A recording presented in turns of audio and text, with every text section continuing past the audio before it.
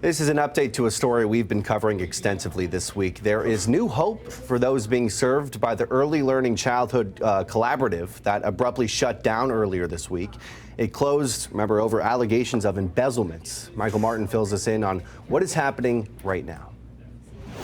Because ultimately we want to make sure that if there is going to be any changes, we want to minimize disruptions to service delivery and programs for children and their families. This week, the Early Learning Neighborhood Collaborative, a nonprofit focused on providing quality education for young kids in vulnerable neighborhoods, shut down after over a decade in operation. We recognize how important it is to families to have those quality programs, and we really want parents to feel assured that there's many of us coming together to make sure that those programs that they've relied on will continue to be.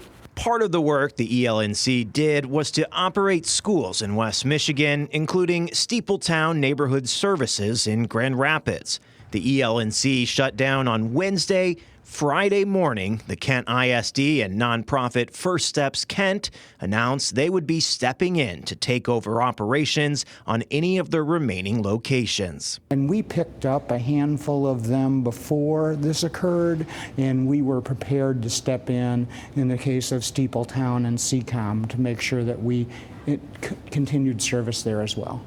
The ELNC was shuttered only after board members say they discovered that their founder and former CEO, Dr. Nkechi Eze, allegedly embezzled hundreds of thousands of dollars, along with the nonprofit's former director of finance. Remaining board members filed a lawsuit against both.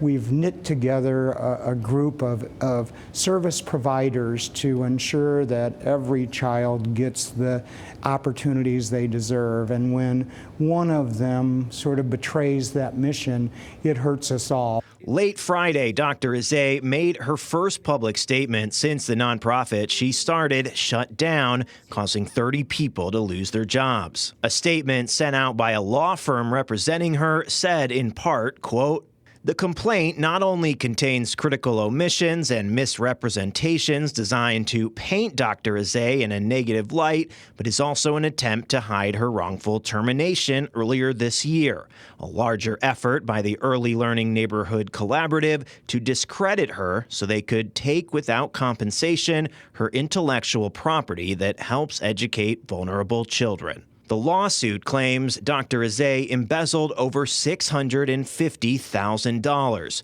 According to the statement sent on her behalf, she plans to fight the allegations against her in court. And it's important that we do everything we can to ensure every family gets the services they need and children have those opportunities, because those young brains grow at a faster rate between the ages of 3 and 5 than my brain grows in 5 years. And so we need to make sure that we take advantage of those opportunities. Michael Martin, Fox 17 News.